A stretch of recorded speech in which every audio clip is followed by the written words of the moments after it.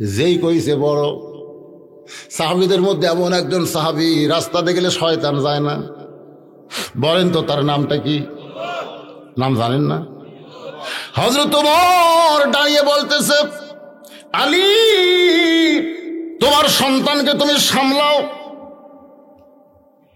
মুখে যা আসে তাই বলতেছে, যদি তোমার সন্তানের জায়গায় আমার আব্দুল্লাহ হইতো, এক টানে দুই টুকরা করতাম। তোমার সন্তানকে তুমি সামলাও।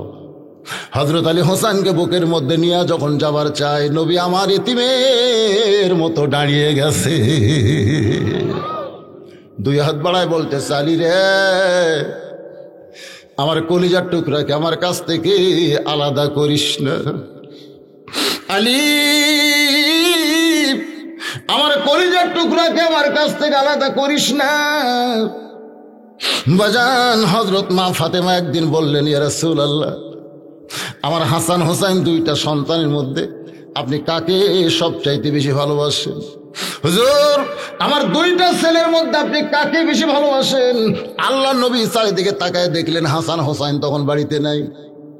ওরা যদি থাকে ওদের সামনে তো বলা সম্ভব না, ধরে কোন ঠিক কিনা? রাসূল বলেন, ফাতেমা, আমি যদি তোমাকে জিজ্ঞাসা করি, মা, তোমার দুইটা চোখের মধ্যে কোন চোখ তোমার ভালো লাগে? ফাতেমা বলতেছে, বাবা, আমার দুই চোখ দুটাই ভালো লাগে। আল্লাহ রাসূল বলেন, ফাতেমা, তোমার কাছে দুইটা চোখ যেমন, আমার কাছে হাসান হোসাইন হইল তেমন। ফাতেমা বলে, বাবা, তাহলে আমার দেখার মধ্যে মনে হয় ভুল আছে। রাসূল বলে, তুমি কি দেখো? বলে, আমি বহুদিন জানলা দিয়ে দেখছি আপনি হাসান হোসেনকে হেঁটে হেঁটে নিয়ে আসেন, আর হোসাইনকে বুকের মধ্যে নিয়ে বারবার হোসেনের গলায় চুমু খান। বাবা গো, আমি নিজের চোখে দেখেছি আপনি বারবার হোসেনের গলায় চুমু খান। বাবা, কি কারণে হোসেনের গলায় চুমু খান? আপনি কি তাকে বেশি ভালোবাসেন? রাসূল বলেন, ফাতেমা, হাসান হলো অবিকল, আমি নবীর মতো, আর হোসেন একটু জেদি। এই জেদি হওয়ার কারণে হাসানের চাইতে হোসেনকে আমি একটু বেশি ভালোবাসি। একটু জেদি, ধরে কোন একটু কি? একটু জেদি হওয়ার কারণে তাকে বেশি ভালোবাসি। নবী বুঝতে পারছে হোসেন যে কথাগুলো বলছে এ কথা হলো জেদের কথা। ধরে কোন কিসের কথা? দুই হাত বাড়ায় দিলেন। হযরত আলী হোসেনকে যেই মাত্র ছাইড়া দেয়, এক দৌড়ে নবীর বুকে, সুবহানাল্লাহ কোন, এক দৌড়ে নবীর কাছে এসে নবীর গালে চুমা খায়, কপালে চুমা খায়, বুকে চুমা খায়, মুখে চুমা খায়, আর বলে, না না, তোমাকে ছাড়া আমি বাঁচবো না। না না গো, তোমাকে ছাড়া আমি বাঁচবো না। তোমার সাহাবী আমাকে জোর করে আটকায় দিয়েছে, আমি রাগ করে বলেছি তোমার সংসার কোনো অংশে ছোট না। না না, এরপরে সাহাবীর কোল থেকে আমার বাবা কায়দা নিয়ে আমার মুখে এত জোরে ঠাসি মারছে, না না, দেখেন নিচের দাঁত উপরে লব কাইটা রক্ত বের হয়ে গেছে। এই জন্য রাগ করে বলেছে আপনার চাইতে অনেক বড়। রাসূল কান্দার বলে, হোসাইন, এই কথা যদি তুই আমার একলা বলতি ঘরের ভিতরে, আমি কিছুই মনে করতাম না। তুই যদি আমার একা বলতে, আমি কিছুই মনে করতাম না। এতগুলো সাহাবীর সামনে কেমনে বললি ভাই? কারণ সাহাবীরা তাদের জীবনের চাইতে আমাকে বেশি ভালোবাসে। ধরে কর সুবহানাল্লাহ। তুই যখন বলেছিস ওই নানার চাইতে অনেক বড়, এই কথা সাহাবীরা মেনে নিতে পারে নাই, বিশেষ করে উমর তো খেপে গেছে। এই কথা তুই কেমনে বললি ভাই? হোসাইন বলতেছে, না না, বুঝতে পেরেছি আপনারও মনে কষ্ট পাইছেন, তবে আজকে শুনে নেন, আপনার হোসাইন ছোট হতে পারে, তবে হিসাব ছাড়া কথা কোনোদিন বলে না। লিল্লাহে তাকবীর। ছোট হতে পারে তবে হিসাব ছাড়া কথা। আজকে বাংলাদেশে অনেক মাদ্রাসার বাচ্চারা ছোট, কিন্তু যখন কোরআন পড়ে সেই পড়াটা, আজকে আমাদের অনেক নেতারা আলিমদেরকে তাচ্ছিল্য করে, অনেক এসপি আলিমদের তাচ্ছিল্য করে। করে কি করে না? করে কন করে। রাস্তায় টেবিল পাতায় ভিক্ষা করে, আমরা ভিক্ষা দেই, আর সেই ভিক্ষা হয় গবের ছাত্রগুলো মাদ্রাসার মৌলবি হয়। আমি বলতেছি বাজান, তোমরা বড় শিক্ষিত হয়েছো, তোমরা হিসাব জানো।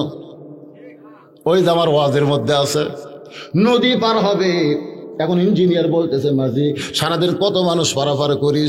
অঙ্ক হিসাব জানি না।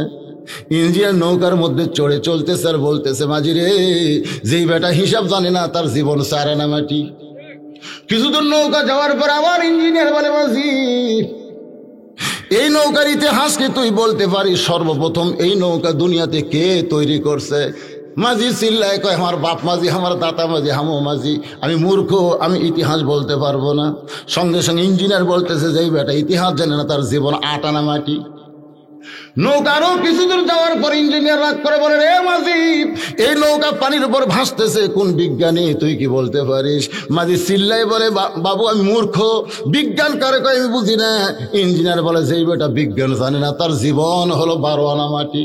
নৌকা তখন নদীর মাঝখানে, আসমানে কালো মেঘ করে বাতাস উঠছে, এত জোরে বাতাস উঠছে, নৌকা খালি টলমল টলমল করতেছে। ইঞ্জিনিয়ার বলে, মাঝি, যে জোরে ঝড় উঠলো নৌকা বুঝি ডুবা যায়, নৌকা বুঝি ডুবা যায়। মাঝি হাসিয়ার বলে, ডুবুক নৌকা, আমার কোনো চিন্তা নেই। ইঞ্জিনিয়ার বলে, মাঝি রে, নৌকা ডুবে গেলে আমাদের মৃত্যু হবে। মাঝি বলতেছে, আমাদের মৃত্যুর কথা কেন বলতেছেন? আমি সাঁতার জানি, সাঁতরিয়ে সাঁতরিয়ে কিনারায় পৌঁছে যাব। ইঞ্জিনিয়ার কান্দের বলে, মাঝি আমি তো সাঁতার জানি না। মাঝি বলতেছে, আপনি অঙ্ক জানেন, কত দূর পানির তলে যাবেন এখন হিসাব করেন। আপনি বিজ্ঞান জানেন, কোন বিজ্ঞান আপনাকে পানির মধ্যে বেঁচে তুলবে? কোন ইতিহাসের মধ্যে আপনার নাম লেখা থাকবে? তাই বলবো, বাংলাদেশের যারা অঙ্ক বিজ্ঞান হিসাব জানেন, আলেমদের নিয়ে তাচ্ছিল্য করবেন না। আল্লাহর কোরআন হলো সাঁতার জানার শিক্ষা। জোরে কোন কথা ঠিক কিনা? খায়রুকুম মান তাআল্লামাল কুরআন ওয়া আল্লামা। বর্তমান প্রধানমন্ত্রী এই আলেমদের সম্মান বুঝে তাদের সঙ্গে যে ভালো ব্যবহার করতেছেন, আমি বলবো প্রধানমন্ত্রীর কোনো দোষ কোনো আলেম কোনো সময় ধরতে পারবে না, কিন্তু এর চামচাগুলার অত্যাচার বেশি হচ্ছে। ধরে কোন কথা ঠিক না? মা যাদের জীবিত আছে, মা যাদের জীবিত আছে, বাবা যাদের জীবিত আছে, আল্লাহ কোরআন কারীমের মধ্যে বললেন, ওয়াকাযা রাব্বুকা আল্লাহ তা'বুদু ইল্লা ইয়্যাহু ওয়া বিল ওয়ালিদাইনি ইহসানান। রে আল্লাহর বান্দারা, ভাই আমার সামনে যারা বসে আছে সবাই আল্লাহর বান্দা না? আমাদের জন্য আল্লাহ কি ঘোষণা করলেন? আল্লাহর ইবাদতের পরে, আল্লাহর ইবাদতের মধ্যে কাউকে ঢোকানো যাবে, কিন্তু ইবাদতের পরে ইল্লা ইয়্যাহু ওয়া বিল ওয়ালিদাইনি ইহসানান, তোমাদের বাপ মার প্রতি ইহসান করো, দয়া করো, ভক্তি করো। আল্লাহ নবীর বিরুদ্ধে কথা বললে আমার জীবনের কি দাম আছে? কোন আমার জীবনের কোনো দাম আছে? জীবন দিয়ে হলো বাংলার জমিনে আল্লাহ নবীর বিরুদ্ধচারণ করতে আমরা দিব না। কারা কারা দিবেন না? দুই হাত তুলে আল্লাহকে দেখান। লিল্লাহি তাকবীর। আমার নেতা, তোমার নেতা, বিশ্ব নবীর চরিত্র ফুলের মতো না, ফুলের চাইতেও পবিত্র। বিশ্ব নবীর চরিত্র ফুলের চাইতে পবিত্র। হাত নামান। আল্লাহ ফেরেশতা এখানে আছে না নাই? যারা এখানে আছে না? হ্যাঁ, এই ফেরেশতা আল্লাহ বলবে, আল্লাহ তোমার নবীকে এরা দেখছে নাকি? তো ফেরেশতা আল্লাহ বলবে, দেখে নাই। যেই নবীরে দেখলো না 1400 বছর পরে কোরআনের মাহফিলে তারা হাত তুলেছে, আল্লাহ বলে, ফেরেশতা সাক্ষী থাকো, নবীর মহব্বতে যারা হাত তুললো ওই হাতওয়ালা মানুষগুলোকে আমি জান্নাতে কবুল করে নিলাম। আল্লাহর বান্দারা বিরক্ত হচ্ছেন, বিরক্ত হচ্ছেন। হযরত আলী নিজের জীবনের চাইতেও রাসূলকে বেশি, এই কারণেই দৌড়ে গিয়ে হুযায়ফার কোল থেকে কাইরা নিয়ে একেবারে এক হাসকা দিয়ে কাইরা নিয়ে মুখের উপর একটা ঠাসি মারছে। এই বেদব, তোর বাপ ভালো, মা ভালো, তুই এর বুঝিস। আপনার বলেন তো, বাপ মাও কি ভালো? যার রিয়ার ঘটকালি কি করছে, কথা কয় না রে, আপনার জানেন না।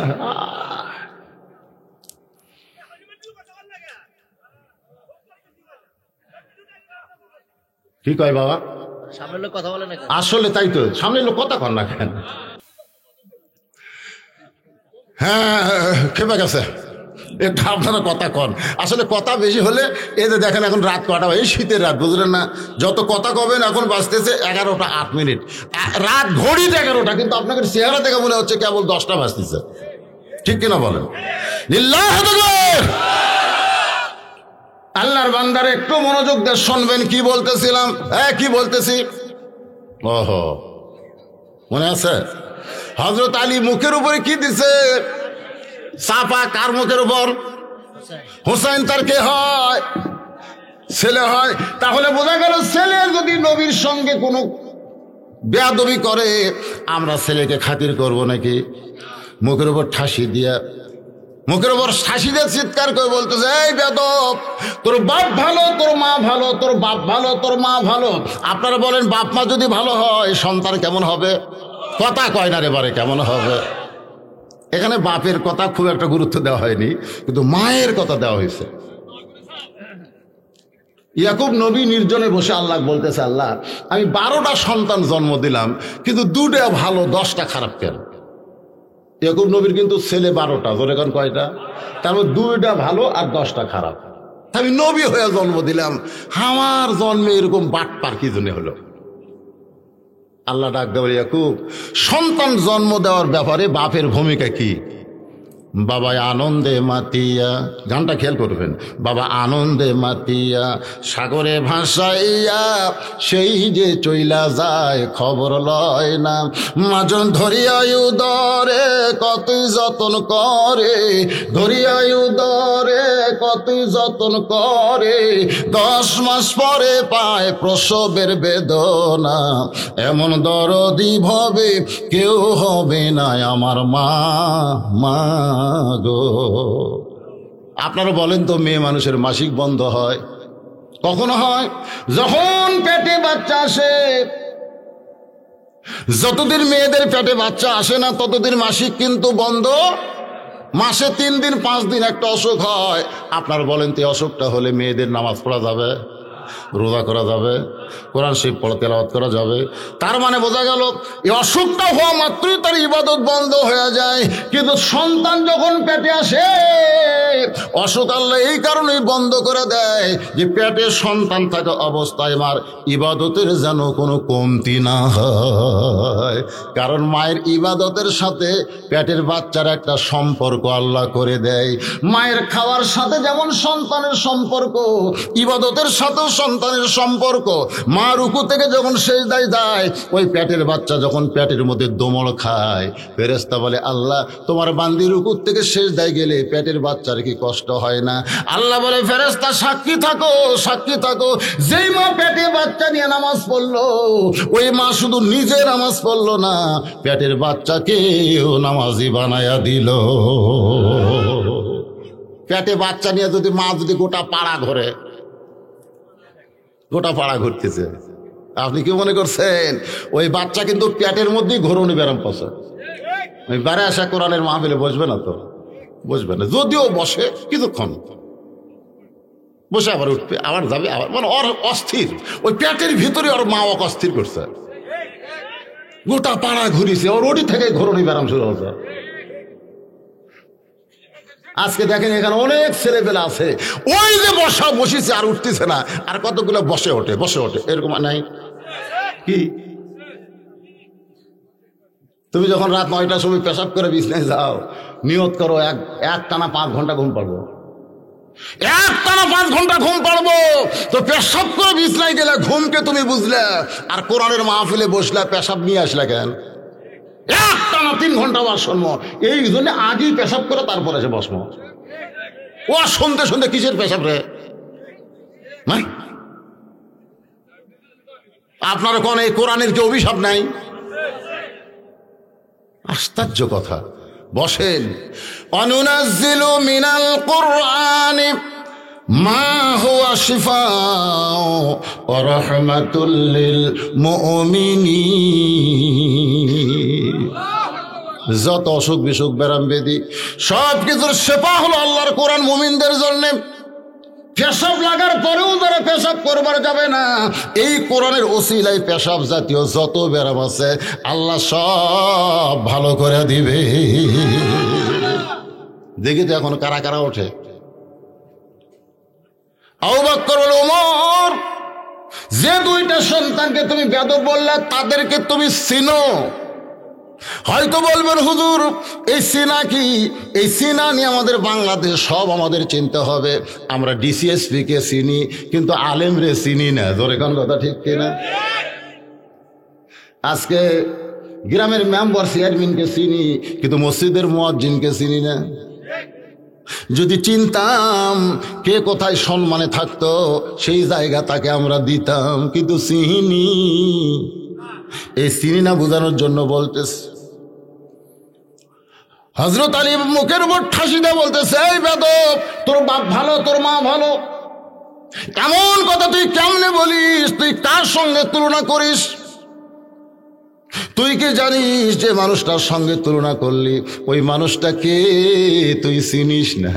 এই কথা বলে যখন মুখ থেকে হাতটা টান দিছে, হুসাইন রক্তমাখা মুখ নিয়ে বলতেছে, রে নানার সাহাবীরা, আগে একজন সাহাবীর কোলে ছিলাম, তখন রাগ করে বলেছি ওই নানার চাইতে কোনো অংশ আমি ছোট না, কিন্তু এখন বাবার কোল থেকে রক্তমাখা মুখ নিয়ে বলতেছি, যে নানার ওয়াজ তোমরা শুনতেছো ওই নানার চাইতে আমি অনেক বড়।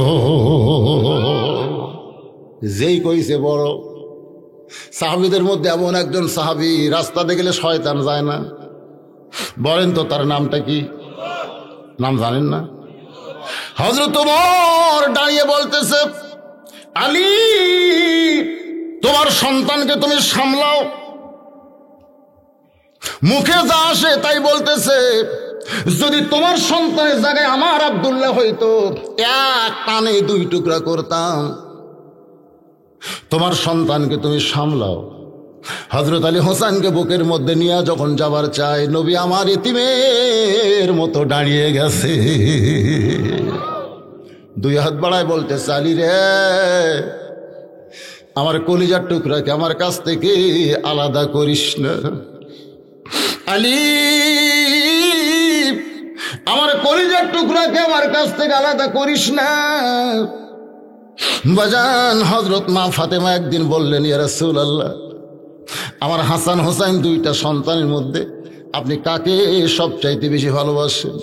হুজুর, আমার দুইটা ছেলের মধ্যে আপনি কাকে বেশি ভালোবাসেন? আল্লাহ নবী চারিদিকে তাকায় দেখলেন হাসান হোসাইন তখন বাড়িতে নাই। ওরা যদি থাকে ওদের সামনে তো বলা সম্ভব না। ধরে কোন ঠিক কিনা? রাসূল বলেন, ফাতেমা, আমি যদি তোমাকে জিজ্ঞেস করি, মা, তোমার দুইটা চোখের মধ্যে কোন চোখ তোমার ভালো লাগে? ফাতেমা বলতেছে, বাবা, আমার দুই চোখ দুটাই ভালো লাগে। আল্লাহ রাসূল বলেন, ফাতেমা, তোমার কাছে দুইটা চোখ যেমন, আমার কাছে হাসান হোসাইন হইল তেমন। ফাতেমা বলে, বাবা, তাহলে আমার দেখার মধ্যে মনে হয় ভুল আছে। রাসূল বলে, তুমি কি দেখো? বলে, আমি বহুদিন জানলা দিয়ে দেখছি আপনি হাসান হোসেনকে হেঁটে হেঁটে নিয়ে আসেন আর হোসাইনকে বুকের মধ্যে নিয়ে বারবার হোসেনের গলায় চুমু খান। বাবা গো, আমি নিজের চোখে দেখেছি আপনি বারবার হোসেনের গলায় চুমু খান। বাবা, কি কারণে হোসেনের গলায় চুমু খান? আপনি কি তাকে বেশি ভালোবাসেন? রাসূল বলেন, ফাতেমা, হাসান হলো অবিকল, আমি নবীর মতো, আর হোসেন একটু জেদি। এই জেদি হওয়ার কারণে হাসানের চাইতে হোসেনকে আমি একটু বেশি ভালোবাসি। একটু জেদি, ধরে কোন একটু কি, একটু জেদি হওয়ার কারণে তাকে বেশি ভালোবাসি। নবী বুঝতে পারছে হোসেন যেই কথাগুলো বলছে এ কথা হলো জেদের কথা। ধরে কোন কিসের কথা? দুই হাত বাড়ায় দিলেন। হযরত আলী হোসেনকে যেই মাত্র ছাইড়া দেয়, এক দৌড়ে নবীর বুকে, সুবহানাল্লাহ কোন, এক দৌড়ে নবীর কাছে এসে নবীর গালে চুমা খায়, কপালে চুমা খায়, বুকে চুমা খায়, মুখে চুমা খায়, আর বলে, না না, তোমাকে ছাড়া আমি বাঁচবো না।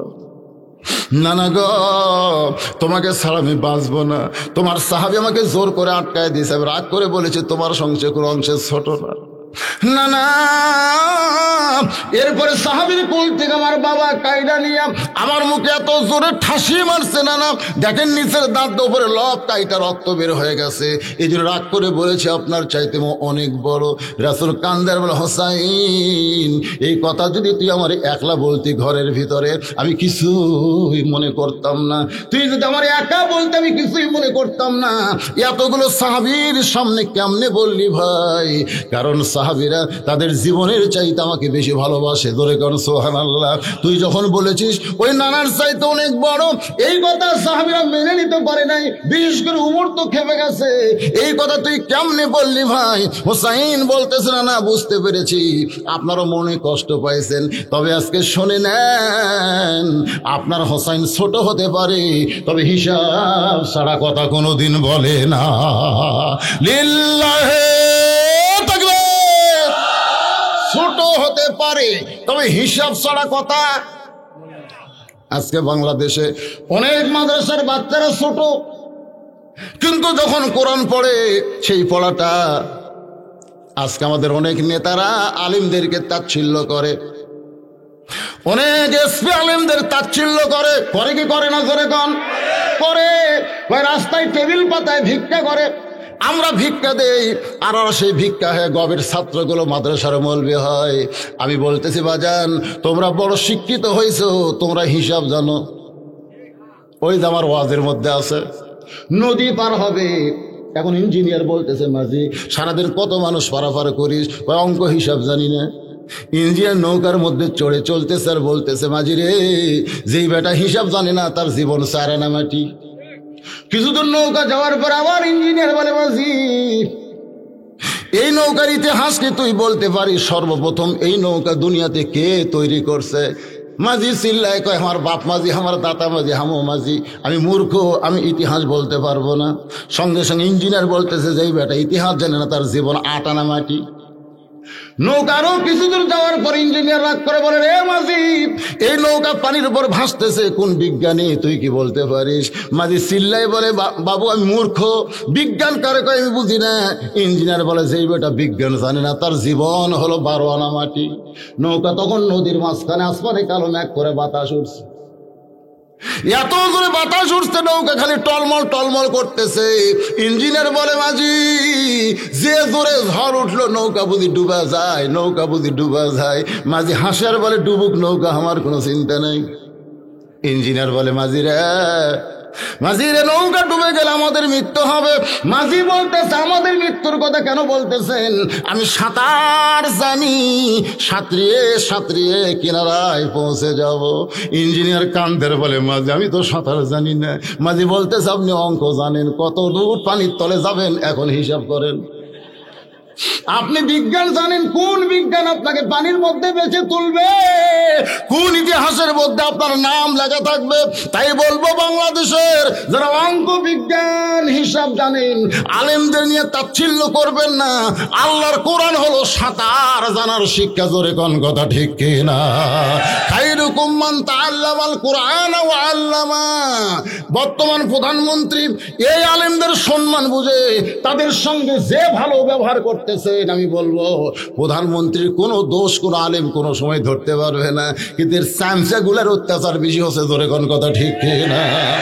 আল্লাহর বান্দারা, একটু কথা প্রসঙ্গে কথা বললাম, একটু মনোযোগ দিয়ে শুনবেন।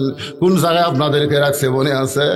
না, আপনার নাতি হোসেন ছোট হতে পারে, তবে হিসাব ছাড়া কথা বলে না। ওমর ফারুক চিল্লায় বলে, এ পুচকে, তোর আবার কিসের হিসাব? তুই ছোট্ট মানুষ, তুমি হিসাবের জানো কি?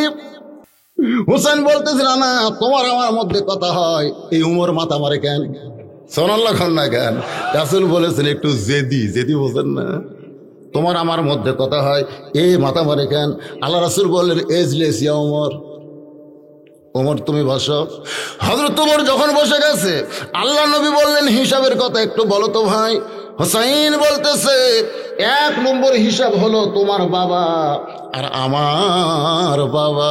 বলো তো নানা, এই দুইজনের মধ্যে কার বাবা বড়? সমস্ত সাহাবীরা চমকে উঠছে, যত সাহাবী ছিল। ফিরে এটা কোন হিসাব? সুবহানাল্লাহ কবেন না? কোনদিনও কেউ কল্পনা করতে পারে নাই যে নবীকে এই প্রশ্ন কেউ করবে। হুসাইন বলতেছে, ও নানা তুমি বলো, তোমার বাবা আর আমার বাবা, এই দুইজনের মধ্যে কার বাবা হিসাবে বড়? বয়সে বড় না, হিসাবে বড়। আল্লাহ নবী ছোট বাচ্চার মতন কাঁদতেছে, সাহাবীরা রে, আমার বাবা আব্দুল্লাহ জান্নাত পাবে কি পাবে না এই গ্যারান্টি আমি নবী দিবার পারবো না। কিন্তু হোসেনের বাবা আলী শুধু জান্নাত পাবে না, এই দুনিয়াতে 10 জনকে আল্লাহ জান্নাতের গ্যারান্টি দিয়েছে, তার মধ্যে 4 নম্বরের নাম হলো হযরত আলী। আমার বাবা আব্দুল্লাহর চাইতে হোসেনের বাবা আল্লাহর কাছে হিসাবে কোটি কোটি গুণ বড়। হোসেন বলে, না না, আমার 2 নম্বর হিসাব হলো তোমার মা আর আমার মা। বলো তো না না, বলো এই 2 জনের মধ্যে কার মা হিসাবে বড়? নবীর চোখ দিয়ে দর দর করে পানি পড়তেছে। হোসেনের মা কে রে? হোসেনের মা কে? গভীর রাত্রে নবী ঘুম থেকে চেতন পায়। খাদিজাতুল কুবরা বলে, ইয়া রাসূলুল্লাহ, হুজুর ঘুম ধরে না, আমাকে একটু শান্তির গল্প শোনান। আল্লাহ রাসূল দেখতেছে খাদিজার বয়স 64 হয়ে গেছে, নবীর বয়স তখন 49 বছর। জোরে কোন কত বছর? খাদিজার বয়স তখন 64 বছর। গভীর রাত্রে চেতন পায়া বউটা বলতেছে, হুজুর আমার একটু খুশির খবর শোনান। আমাদের বউ যদি এরকম করে আমরা কি করবো? ঘর পাল্টামো। জোরে কোন ঠিক কিনা? তুই থাক বুড়ি। মা খাদিজা যতদিন নবীর ঘরে ছিলেন, নবী ততদিন দ্বিতীয় কোনো বিয়ে করেন নাই। রাসূল বললেন, খাদিজা খুশির যদি ওয়াজ শোনেন তাহলে আমি বলি, এই দুনিয়াতে 10 জন পুরুষকে আল্লাহ জান্নাতের সার্টিফিকেট দিয়েছে। খাদিজা বলে, হুজুর আমি আমার জন্য খবর শুনবার চাই, 10টা পুরুষকে জান্নাত দিল আল্লাহ, তাতে আমার লাভ কি? আল্লাহ রাসূল বলে, খাদিজা শুধু 10 জন পুরুষকে আল্লাহ জান্নাতের সার্টিফিকেট দেন নাই, 10 জন নারীকে আল্লাহ জান্নাতের সার্টিফিকেট দিয়েছে। খাদিজা বলতেছে, হুজুর এই 10 জনের মধ্যে কি আমি আছি? আল্লাহ রাসূল বলে, খাদিজা পুরুষের মধ্যে 1 নম্বর হলো আবু বকর, আর নারীদের মধ্যে 1 নম্বর হলো খাদিজাতুল কুবরা। লিল্লাহি তাকবীর। আল্লাহ রাসূল বললেন, পুরুষের মধ্যে 1 নম্বর কে? আর নারীদের মধ্যে 1 নম্বর হলো খাদিজাতুল কুবরা। খাদিজা বললেন, ইয়া রাসূলুল্লাহ, পুরুষের মধ্যে 2 নম্বর যদি উমর হয়, তাহলে নারীদের মধ্যে 2 নম্বর কে? আল্লাহ রাসূল বলে, খাদিজা 2 নম্বর কে হলে আপনি বেশি খুশি হবেন? 2 নম্বরটা কে হলে আপনি বেশি খুশি হবেন? খাদিজা বলে, রাসূলুল্লাহ আমার মেয়ে ফাতেমাকে আল্লাহ যেন 2 নম্বর দেয়, আমার মেয়ে ফাতেমাকে আল্লাহ যেন 2 নম্বর দেয়। রাসূল বললেন, খাদিজা আপনার মেয়ে ফাতেমা জান্নাতি নয়, আপনার মেয়ে ফাতেমা জান্নাতি নয়। সঙ্গে সঙ্গে খাদিজা মুখ চেপে ধরে বলে, রাসূলুল্লাহ আমার মেয়ে ফাতেমা জান্নাতি নয়, তাহলে কি? রাসূল বললেন, জান্নাতি নারীদের নেত্রী। লিল্লাহি তাকবীর। যেই বলছে জান্নাতি নারীদের নেত্রী, খাদিজা বলতেছে, ইয়া রাসূলুল্লাহ আমার 1 নম্বর না দিয়ে এই জান্নাতি নারীদের নেত্রী করলে ভালো হতো। আল্লাহ রাসূল বলেন, ফাতেমা আপনার মেয়ে, এখানে অসুবিধা কি? খাদিজা বলতেছে, নারীদের একটা স্বভাব হলো কাউকে কোনোদিন উপরে দেখতে চায় না। নারীদের স্বভাব হলো সবার উপরে নিজে থাকবে, তারপর নিচে থাকবে। এখন ঠিক কিনা? এটা হলো নারীদের স্বভাব। নারীরা কোনোদিন নিচে থাকবার চায় না। ভাগ্য গুণে আমাদের বাংলাদেশের নারীরা উপরে আছে, কথা কয় না, ঠিক না? উপরে আছে না নাই? খালি দেশের প্রধানমন্ত্রী নারী তা কিন্তু না, প্রত্যেকটা বাড়িতে নারীরা 1 নম্বর। আমি দেখছি আমার বউ যখন আমার শ্বশুর আসে তখন 5 তরকারি ভাত দেয়, 5 তরকারি। আমার শ্বশুর খাবে না, তারপরে আমার বউ জোর করে খিলে, খান বাবা খান বাবা। কিন্তু আমার বাপ যখন আসে তখন দেখে 15 দিন আগেকার পুরোনো বিস্কুট, ওটা আমার বাপক বের করে দিচ্ছে। আমার বাপ খালি খায় আর দাঁতের মধ্যে লোক দেয়, খায় আর দাঁতের মধ্যে লোক দেয়। আমি একদিন বললাম, আব্বা এরকম। বাবা বলছে, তোকে বলি না বাবা, তোকে বলি না। আমি যতবার আসি তোর বউ এই রকম বিস্কুট আমাকে দেয়, সেটা দাঁতের সঙ্গে লেগে যায়। ভালো কি মনে করতেছেন? আমি চিন্তা করলাম আমি প্রেসিডেন্ট, আর আমার প্রধানমন্ত্রী যা করবি তাই। আর বাবক 5 তরকারি খিলাই, আর আমার বাবক পুরোনা বিস্কুট দেয়, ঠিক? আমি চিন্তা করলাম এ ধারা পরিবর্তন করা লাগবে। পরিবর্তনের নিয়ম কি? একটা তো নিয়ম বার করা লাগবে। উদউ ইলা সাবিলি রব্বিকা বিল হিকমা।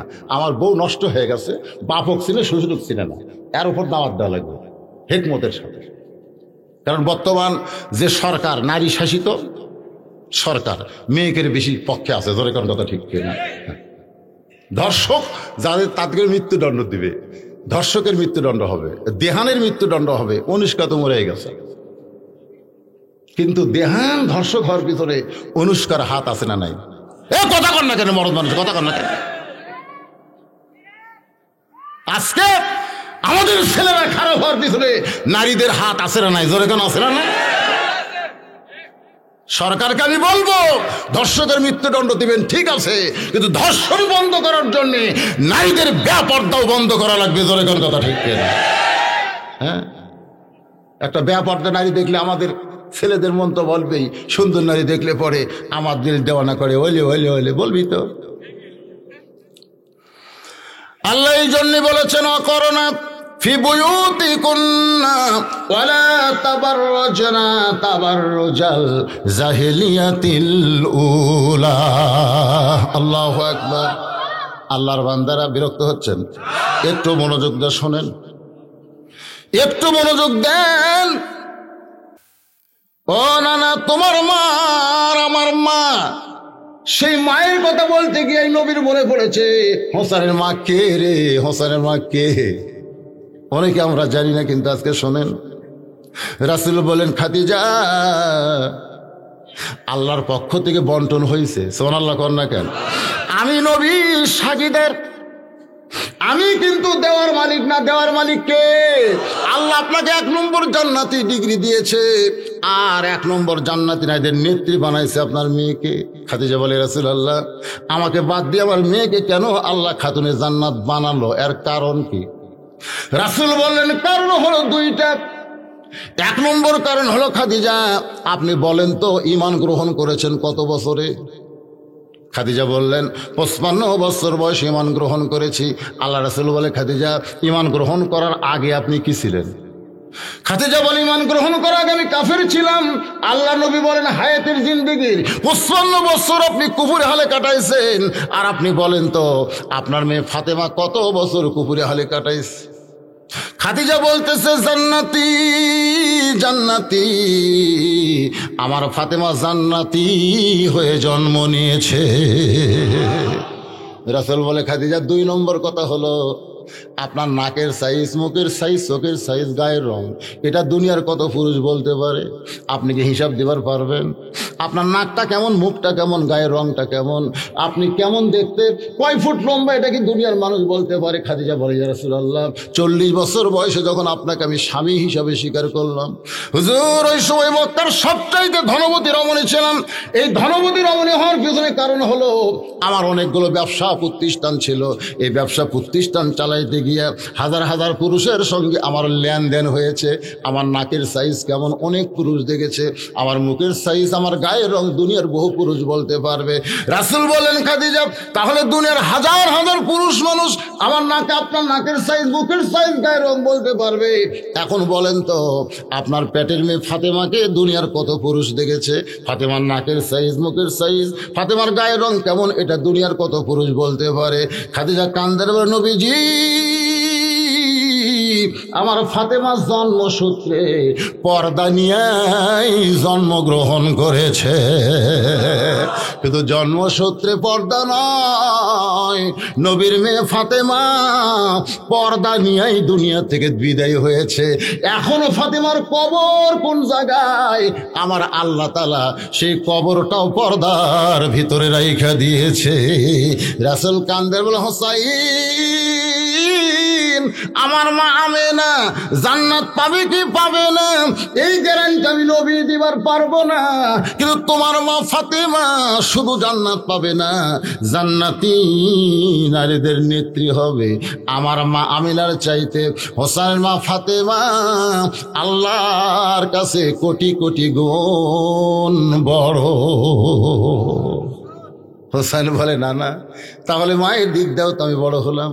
এবার বলো না না আমার 3 নম্বর হিসাব হলো তোমার নানা আর আমার নানা, এই দুইজনের মধ্যে কার নানা বড়? যেই কইছে নবীরে কিছু বলার আগে ওমর ফারুক ওই যে রাসূল বসাইছে এজলেস বসো, সেই হযরত ওমর কিন্তু আর বসে নাই। এক দৌড়ে সে হোসেনকে কোলের মধ্যে নিয়ে ডাক দেয়, বলে আলী আমি মূর্খ বলে বুঝি নাই, কিন্তু তুই তোর মূর্খ না, এই সোনার মুখে এত জোরে ঠাসি মারছিস কেন? দাঁত দিয়ে লব কেটে গেছে। হোসেনের কপালে চুমু খায়, মুখে চুমু খায়। ওমর কান্দের বলে হোসাইন তোমার নানার নানা ওয়াহাব জুহুরকে দুনিয়ার কেউ চিনে না, কেউ চিনে না, আর তোমার নানাকে শুধু দুনিয়ার মানুষ না রে, আমার আল্লাহ করেছেন ঘোষণা ওয়া ইন্নাকা লাআলা খুলুকিন আযীম। হোসেন বলে না না, এখন তুমি তোমার সাহাবীদের বলো, বাপের দিক দিয়ে যদি আমি বড় হই, মায়ের দিক দিয়ে যদি আমি বড় হই, নানার দিক দিয়ে যদি আমি বড় হই, তুমি কোন দিক দিয়ে আমার চাইতে বড় হইছ? রাসূল হোসেনকে কোলের মধ্যে নিয়ে বলে সাহাবীরা রে, এ হোসেন আমার চাইতে অনেক বড়। সেই হোসেনকে হযরত আবু বকর বলতেছে ওমর যাকে তুমি বেয়াদব বলছো, যে দুইজনকে তুমি বেয়াদব বললে তাদেরকে তুমি চিনো? ওমর ফারুক বলে আবু বকর ভাই এই দুইজনকে চিনবো না কেন? এরা হলো আলিয়ার ফাতেমার সন্তান, এটা হলো সাধারণ চেনা আলিয়ার কথা কয় না। হযরত উমর কিন্তু বলতে পারতেন এই দুইটা আলীর সন্তান, এই দুইটা আলীর সন্তান বললেই হতো, কিন্তু শুধু আলী না বলে ফাতেমা যোগ দিলেন কেন? এই বর্তমান সরকার যিনি ক্ষমতায় আছে তার আগের যত সরকার ছিল এই সরকারগুলো খালি বাপের গুরুত্ব দিয়েছে, মায়ের গুরুত্ব দেয়নি। আমি 91 সালে বিয়ে করছি, 91 সালে আমার বিয়ের সময় যখন রেজিস্ট্রি হচ্ছে তখন কাজী সাহেব বলতেছে আপনার বাপের নাম কি? আমি বাপের নাম লিখলাম, আমার বিয়ে হয়ে গেল। কিন্তু আমার জামাই যখন 2014 সালের আমার মেয়েকে বিয়ে করতেছে তখন কাজী সাহেব বলতেছে আপনার বাপের নাম কি, মায়ের নাম কি? আমি চিন্তা করলাম কে রে, আমার বিয়া খালি বাপ দেওয়া হলো, আর জামাইয়ের বিয়ে বাপও লাগে মাও লাগে, ব্যাপার কি?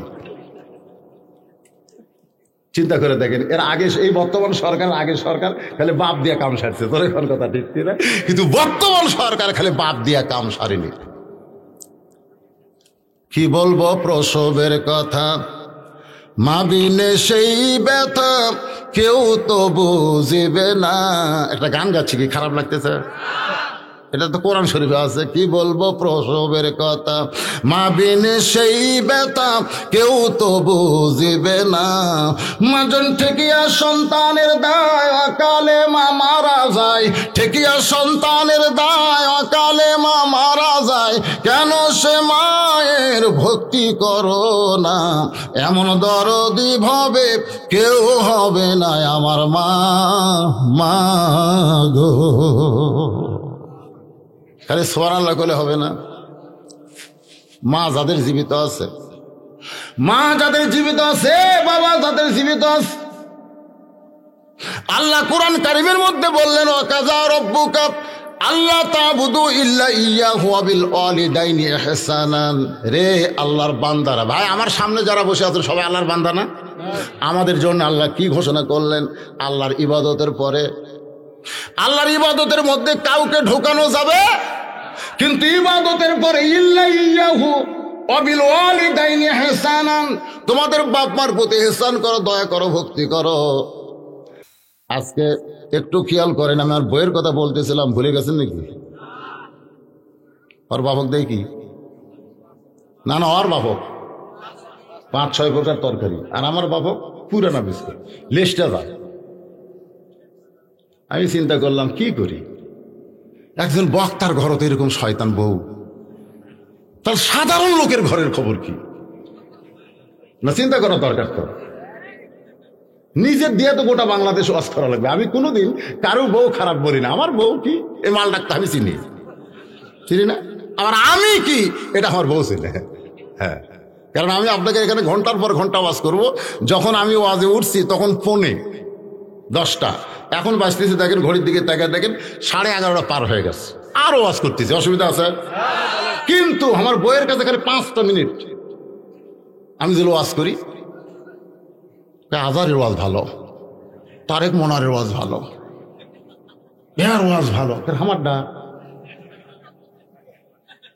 কোনদিন আমার ওয়াজ আমি শোনা দেখিনি। অন্য এক বক্তার ওয়াজ শুনতে চায়, আমি কই কে রে,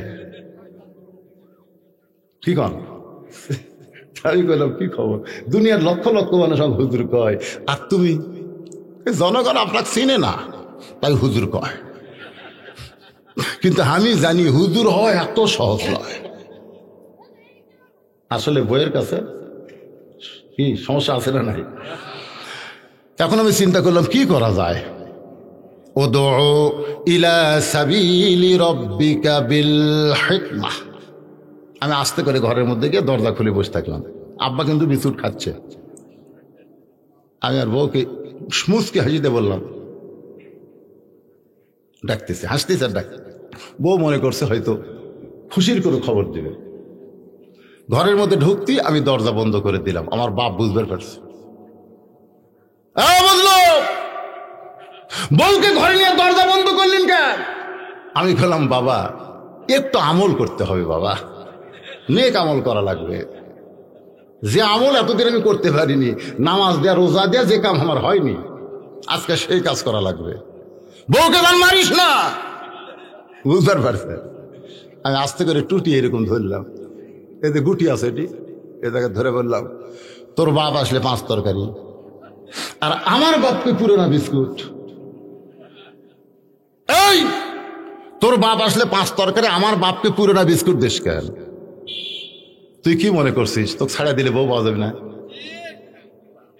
আমার যে বর্তমান পরিস্থিতি আছে, খালি বিয়ের কথা কইলে কত মেয়ে মানুষ লাইন ধরবি। তুই মরে গেলে বউ পাওয়া যাবে, কিন্তু আমার বাবা যদি মরে, মা যদি মরে, কিয়ামত পর্যন্ত কানলেও তাদের আর আমি পাবো না। এমন ভয় খাওয়া খাইছে, চোখের পানি বের করে কয়, তোমার বাবু যা আমার বাবু তাই, তোমার বাবু যা আমার বাবু তাই। আমি আর কিছুই কইলাম না, দরজা খুলে দিলাম। আমার আব্বা এর পরে 10-15 বছর জীবিত ছিল। আমার আব্বা আমারে কইছে, বাজার ঘরের মধ্যে দরজা বন্ধ করে যে কি আমল করছিস, এ আমলের পরে তোর বউ যেন আমার বৌমা হয়ে গেছে। আমি যুবকদের জন্য বলবো, আল্লাহর ইবাদতের পরেই 2 নম্বর হলো বাপ মার প্রতি ইহসান করো, দয়া করো, ভক্তি করো। তুমি যতই নামাজ পড়ো, হজ করো, যাকাত দাও, তোমার বাপ মা যদি তোমার প্রতি অসন্তুষ্ট থাকে, তুমি কোনোদিন জান্নাত পাবা না। জান্নাত যদি পাবার চাও, বাপ মাকে খুশি করার দরকার আছে না নাই? আরো জোরে বলেন, আছে না নাই? যদি বাপ মা মারা যায়, তাহলে আপনি কি করবেন? বাপ মার কবরের পাশে প্রতিদিন যাওয়ার না পারলেও অন্তত সপ্তাহে জুমার দিন ফজরের নামাজ পড়ে বাপ মার কবরের পাশে গিয়ে বলবেন, রব্বির হামহুমা কামা রব্বায়ানি সগীরা, আসসালামু আলাইকুম ইয়া আহলাল কবর দোয়া করে বাবার কবর জিয়ারত করবেন। বাজান গো, এই কথা বলতেছিলাম, ওমর ফারুক বলতেছে, আবু বকর, এই 2টা হলো আলী আর ফাতেমার সন্তান। এখানে 2 জনের নাম নেওয়ার কারণ হলো, সন্তান শুধু বাপের পরিচয় হলে হবে না, সন্তানকে পরিচয় দিতে গেলে মা লাগবে। এই কথা বর্তমান সরকার বুঝেছে, জোরে কোন ঠিক কিনা? এর আগের জেলা সরকার ছিল, এরা খালি বাপের দাম দিছে, মায়ের দাম দেয় নাই। কিন্তু বর্তমান সরকার এই দিক দিয়ে কি ভালো, জোরে কোন এই দিক দিয়ে সরকারের বহু ভালো করে আছে। যখন ভারত, চীন রোহিঙ্গা মুসলমানকে জায়গা দেয় নাই, তখন বর্তমান সরকার তাদের জন্য বাংলাদেশের দরজা খুলে দিছে। আমাদের প্রধানমন্ত্রী বলেছে, দরকার হলে 3 সন্ধ্যার জায়গায় 2 সন্ধ্যা খাবো। কি কোন বলেনি? তাও রোহিঙ্গা মুসলমান আমাদের ভাই, ওদেরকে আমরা এই মুহূর্তে তাড়াই দিতে পারি না। আমাদের প্রধানমন্ত্রী যে কওমি মাদ্রাসাকে মানুষ চিনতই না, সেই মাদ্রাসাকে স্বীকৃতি দিয়েছে। ধরে কোন কথা ঠিক কিনা? আমাদের প্রধানমন্ত্রী করোনাকালীন ভাইরাসকে এত গুরুত্ব দিছে, আমেরিকার মতন দেশে মানুষ খালি টস করা পড়ে আর মরে, আর আমাদের বাংলাদেশে আজকে 16টা মরিছে। তার মানে করোনা ভাইরাসে আমাদের বাংলার মানুষ মরা বন্ধ হইয়া যাচ্ছে। পদ্মা সেতু নির্মাণ করছে, করে নাই? তারপরে দেখেন বগুড়া থেকে সিরাজগঞ্জ, সিরাজগঞ্জ থেকে ঢাকা 4 লাইন রাস্তা হচ্ছে। আগে আমরা গ্রামগঞ্জে কারেন্ট পাইতাম না, প্রতি গ্রামে কারেন্ট ঢুকেছে, রাস্তাঘাট সব হয়ে গেল। আমাদের প্রধানমন্ত্রীর ভালো কাজ আছে না নাই? করে আছে না নাই? ভালো কাজের স্বীকৃতি দিতে হবে আমাদের প্রধানমন্ত্রীর কাছে আমাদের অনুরোধ, কারণ তিনি পরেশগার বান্দি, তার নামটা কিন্তু কোরআন শরীফের মধ্যেও রয়েছে, রব্বানা আতিনা ফিদ দুনিয়া হাসিনাতাও ওয়া ফিল আখিরাতি হাসানা। হাসানাতাও ওয়া ফিল আখিরাতি, কারণ জবরের জায়গায় জেদ দিলিতে হাসিনা। হাসতেছেন কেন? সুন্দর নাম। ওনার বাবা তো কি শেখ মুজিবুর, কি ওনার দাদার নাম শেখ লুৎফর রহমান, ওনার আমাদের প্রধানমন্ত্রীর মায়ের নাম হলো ফজিলাতুন। কিন্তু এই যে এত সবগুলাই ভালো, আমার প্রধানমন্ত্রীকে বাংলার কোনো মানুষ খারাপ বলবে না, কারণ তার চাল চরিত্র আচার আচরণ নামাজ কোরআন পড়া সব দিক দিয়ে ভালো। আমাদের প্রধানমন্ত্রীর কাছে একটা অনুরোধ আমরা করব, অনুরোধটা হলো গান বাজনা বন্ধ করে দেন, গান বাজনা বন্ধ করে দেন, যাত্রা জুয়া বন্ধ করে দেন। বাংলাদেশে করোনা ভাইরাস কমার একটাই মাত্র কারণ হলো হাজার হাজার লক্ষ লক্ষ মসজিদে আজান হয়, নামাজ হয়, কোরআনের মাহফিল হয়, আল্লাহ রহমত বরকতের দরজা খুলে দিছে, এই জন্যই কিন্তু করোনা কমে গেছে। জোরে কোন কথা ঠিক?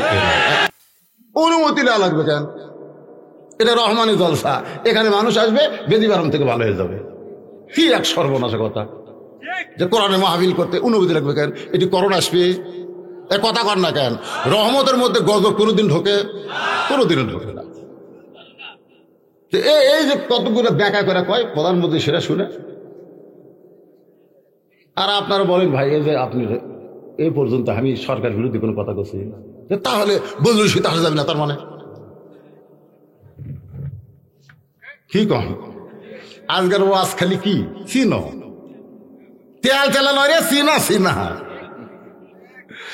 চিনো। এই সিনেমাটি বোঝানোর জন্যই বলতেছি, বর্তমান সরকার বাপমার 2 ধরনের গুরুত্ব দিছে। উমর ফারুক 1400 বছর আগে বললেন আমি চিনবো না কেন, এই 2টা হলো আলী আর ফাতেমার সন্তান। এখান থেকে আমরা কি বুঝলাম? শুধু বাপের পরিচয় দিলে হবে না, পরিচয় মায়েরও দেওয়া লাগবে। ধরে কোন ঠিক কিনা? আমার মায়েরা কিন্তু খুশি হচ্ছে। হয়তো বকরুল ওমর শুধু আলী ফাতেমার সন্তান বললে হবে না, এদের আরো পরিচয় আছে, আরো পরিচয় আছে। উমর ফারুক বলল আবু বকর, এই 2টার অন্য কোনো পরিচয় তো আমি জানি না। আপনারা কি জানেন? প্রতিদিন জুমার দিনে সানি খুতবায়, প্রতিদিন জুমার দিনে সানি খুতবায় ইমাম সাহেব আপনাদের শুনাইছে, মনে হয় এলাকায় শোনাই কিনা? সাইদুস শাবাবে আহলেল জান্নাহ হাসান হুসাইন রাদিয়াল্লাহু তাআলা আনহুমা। জান্নাতি যুবকদের সর্দার কয়জন? ধরে কোন কয়জন? যুবকদের সর্দার হলো হাসান আর হুসাইন। এখন আপনারা বলেন, যুবকদের সর্দার যদি হাসান হুসাইন হয়, তাহলে বুড়াকে সর্দারকে?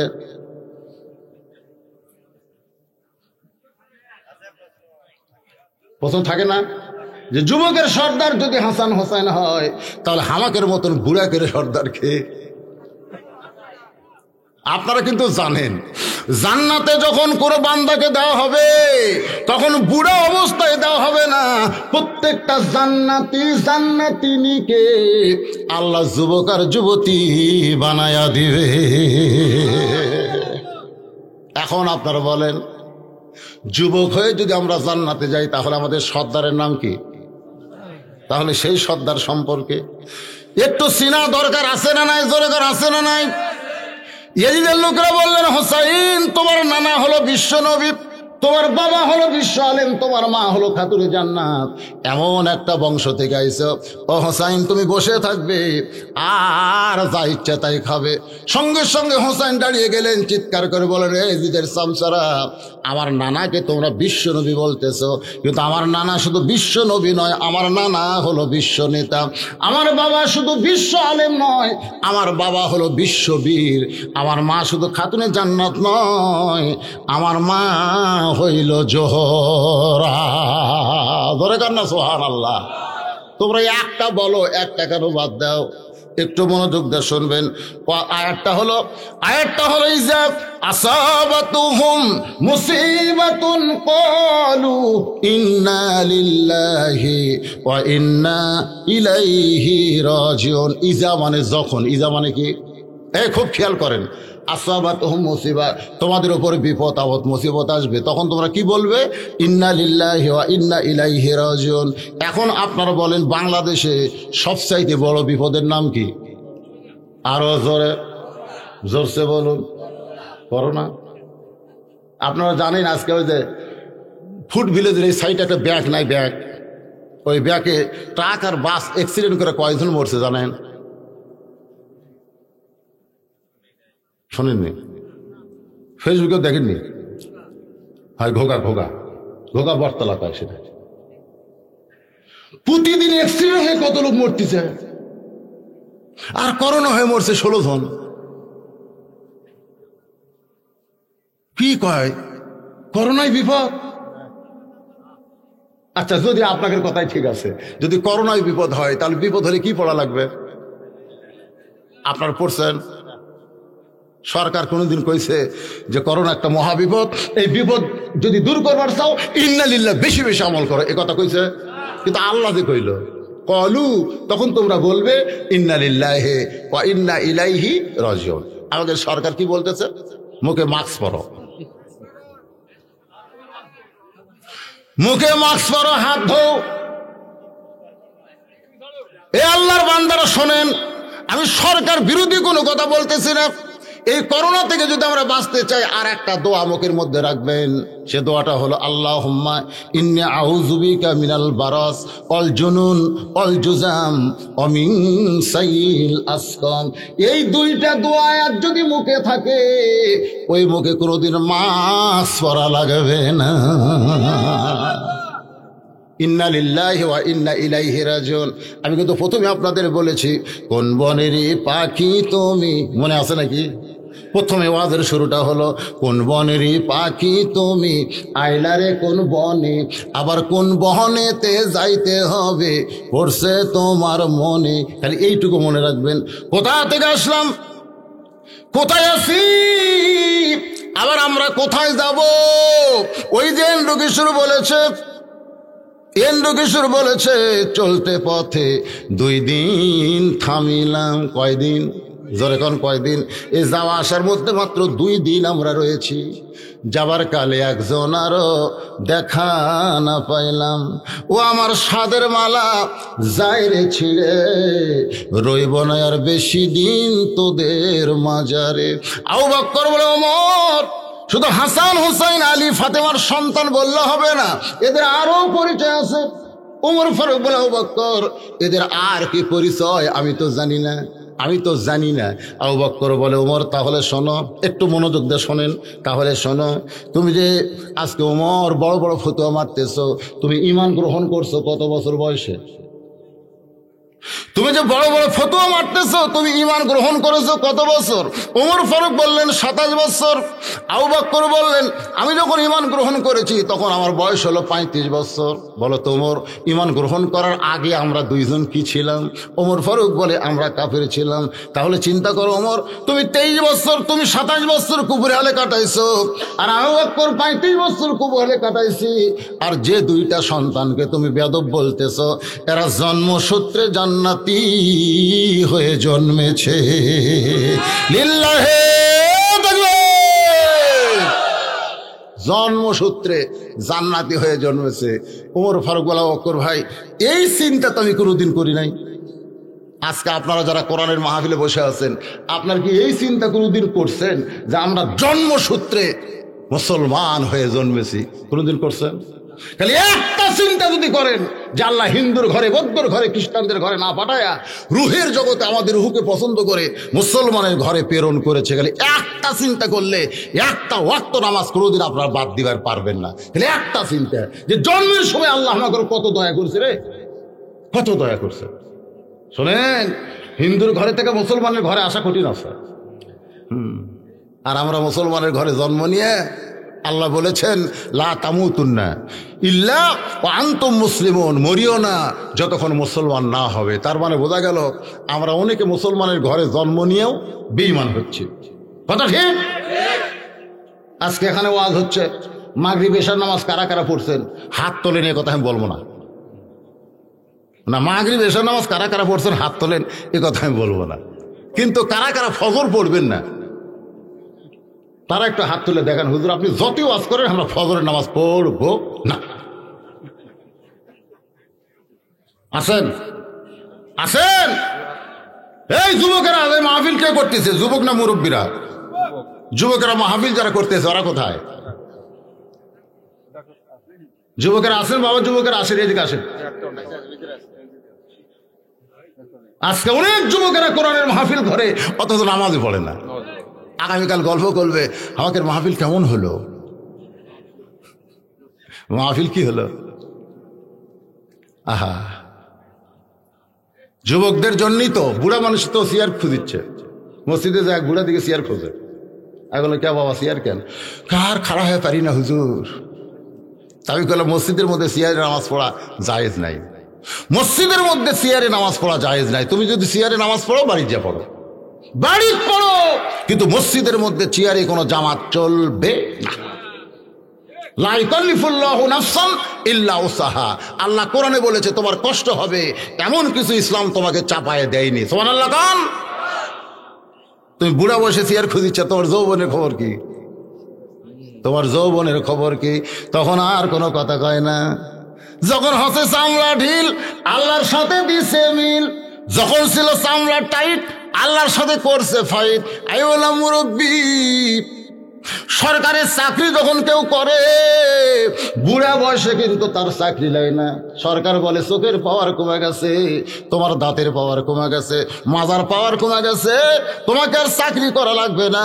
তখন বলে চাকরি যদি না করে আমি খামো কি?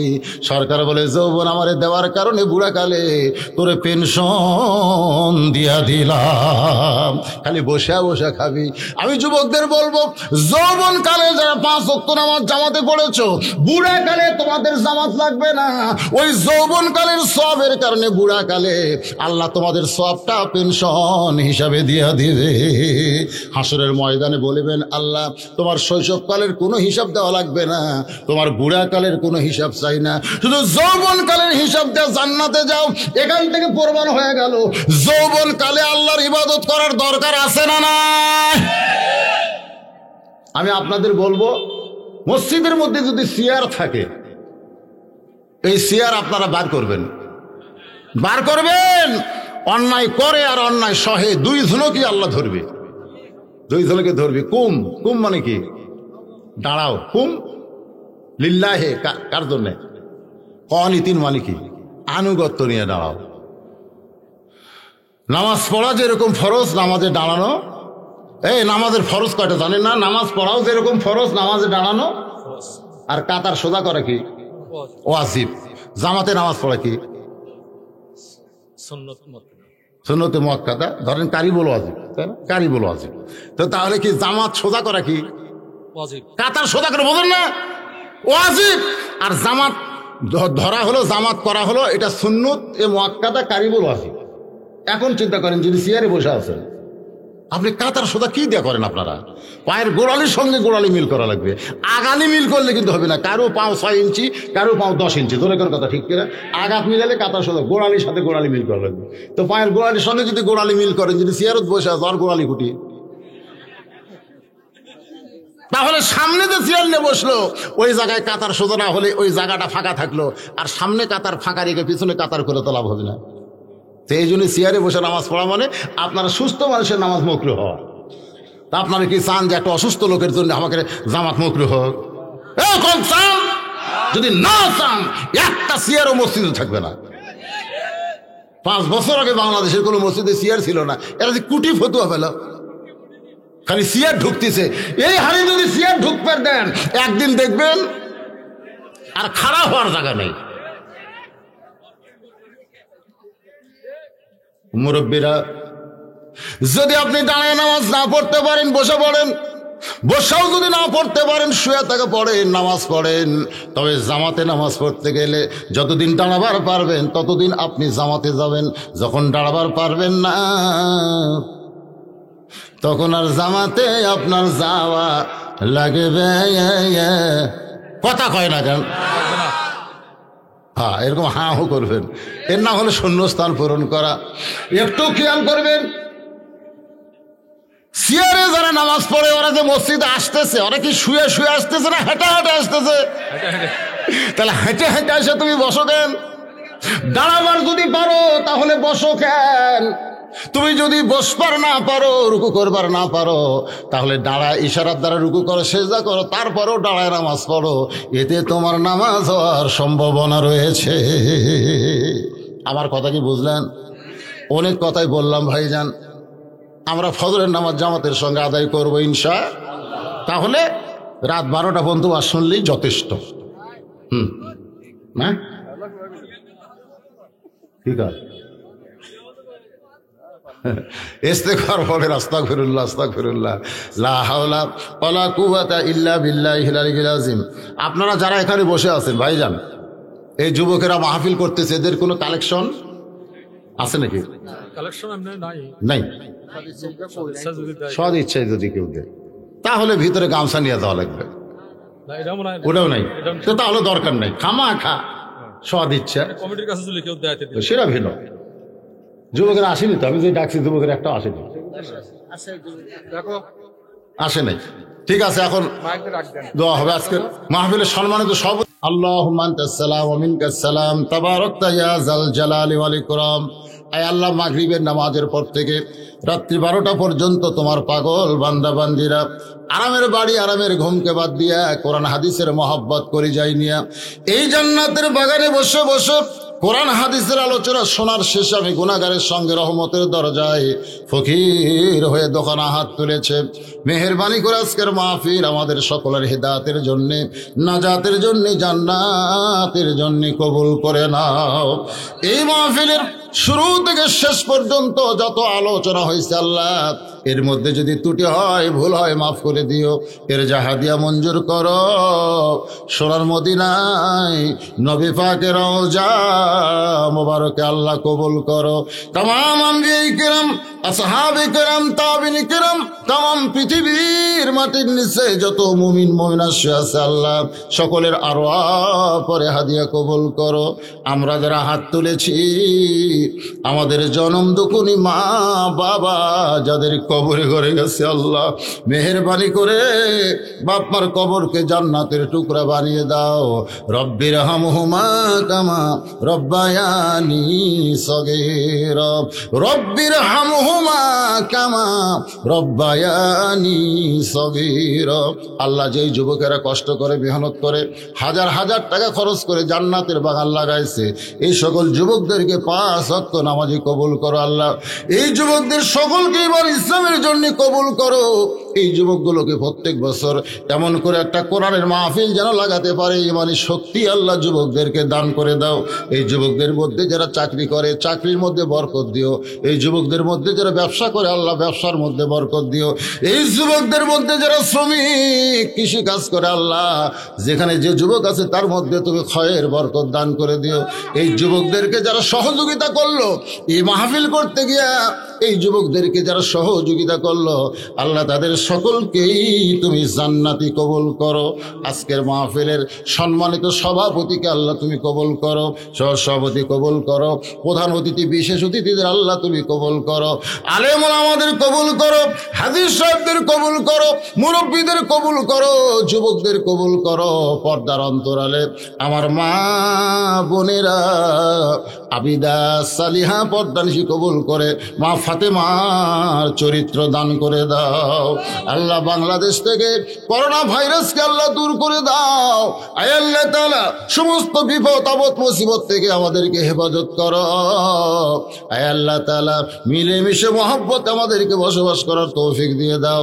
ও মাবুদ মাওলা, যেই কোরআনের ওয়াজ শুনলাম আল্লাহ, সেই কোরআনকে চিনতে পেরে কোরআন মোতাবেক যেন চলতে পারি, এমন সমাজ গঠন করার তৌফিক আল্লাহ আমাদেরকে দান করে দাও। কে কোন নিয়তে হাত তুলেছে আল্লাহ সকলের নেক নিয়ত নেক আশাকে তুমি কবুল করো। যেদিন আমাদের মৃত্যু হবে দিনটা যেন জুমার দিন হয়, মাসটা যেন রমজান মাস হয়, ইমানের সাথে ইজ্জতের সাথে এই দুনিয়া থেকে বিদায় নেওয়ার সময় আমাদের জবানে জারি করে দিও লা ইলাহা ইল্লাল্লাহু মুহাম্মাদুর রাসূলুল্লাহ সাল্লাল্লাহু আলাইহি ওয়াসাল্লাম। আমার লেখা একটা বই আছে সুন্নাতের বাগান, কেউ যদি নেন